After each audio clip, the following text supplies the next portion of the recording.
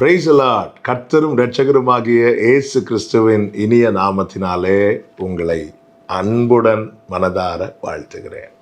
இந்த வருஷத்தின் ஆரம்பத்தை காண செய்த தேவன் கிருபையாய் ஒவ்வொரு வாரம் ஒவ்வொரு மாதம் நம்மை நடத்தி இந்த வருஷத்தின் கடைசியில் கொண்டு வந்திருக்கிறார்.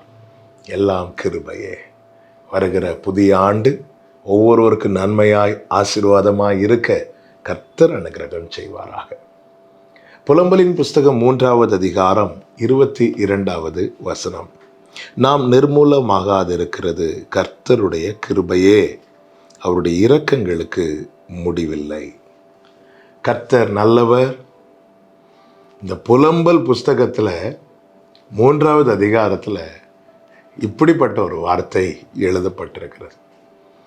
கடந்து வந்த நாட்களை திரும்பி பார்க்க வேண்டும். ஒரு வருடம் முழுவதையும் கர்த்தர் பாதுகாத்தார். எல்லா நாட்கள் நமக்கு நன்மையாக இருந்ததா? எல்லா நாட்கள் நமக்கு ஆசீர்வாதமாக இருந்ததா? எல்லா நாட்களும் நம்மால் மகிழ முடிந்ததா என்று கேட்டால் நிச்சயமாக இல்லை. இந்த வருடத்தில் நாம் அநேக ஜெபங்களை ஏறெடுத்திருக்கிறோமே, எல்லா ஜெபங்களுக்கும் பதில் கிடைத்ததா? இல்லை. எல்லா இரவுகளும் நம்மால் சமாதானமாய் தூங்க முடிந்ததா? இல்லை. எல்லா தேவைகளும் நமக்கு சந்திக்கப்பட்டதா? இல்லை. ஏதோ ஒன்று நம்முடைய வாழ்க்கையில் குறைவு இருந்து கொண்டுதான் இருந்திருக்கும். எல்லாருக்கும் எல்லா நாளும் ஒரே போல இருந்திருக்காது. மேடு பள்ளமான சூழ்நிலையில் தான் நாம் கடந்து வந்தோம். ஆமென். ஆண்டவரே, இந்த வருஷத்தில் நான் இப்படி ஒரு காரியம் நடக்கும்னு எதிர்பார்த்தேன், அது நடக்கலையே. வீட்டில் இப்படி ஒரு மகிழ்ச்சியின் சத்தம் கேட்கும் என்று எதிர்பார்த்தேன், கேட்கவில்லையே.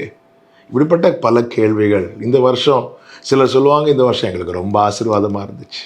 ஆண்டவரே, அப்படியெல்லாம் சொல்கிறாங்க. அநேக சர்ச்சில் சாட்சியெல்லாம் குடும்பமாக எழும்பி சொன்னாங்க, என்னால் முடியலையே, எங்களால் முடியவில்லையே.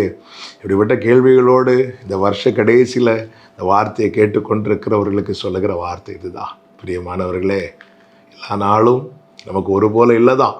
அநேகர் வாழ்க்கையில் ஆமீன் சூழ்நிலை மெதுவான தென்றலாய் வீசின போதும் நம்முடைய வாழ்க்கையில் கொடுங்காற்றாய் தான் அடித்தது.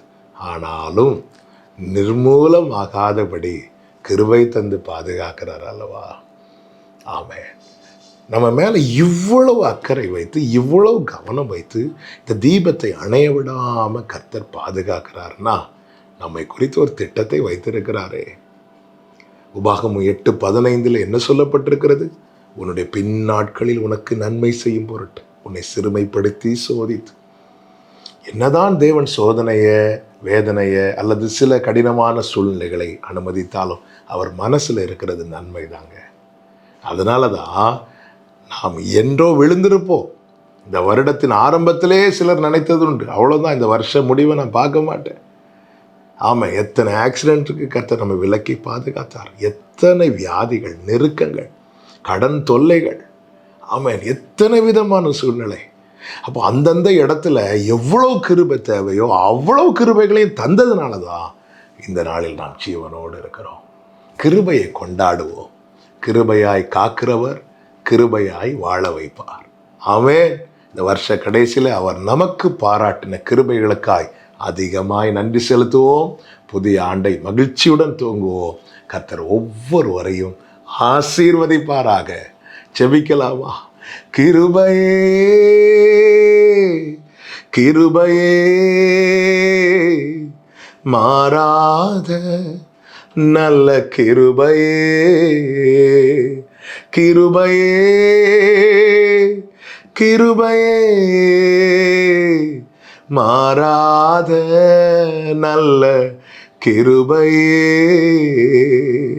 நல்ல தகப்பனே, நிர்மூலமாகாது இருக்க வேண்டிய கிருபைகளை அனுதினமும் தந்து நடத்துகிற உம்முடைய அன்புக்காக நன்றி. இந்த கிருபையிலே களிகூர்ந்து மகிழ ஒவ்வொருவருக்கும் அனுக்கிரகம் செய்யும். இயேசுவின் நாமத்தில் பிதாவே, ஆமென்.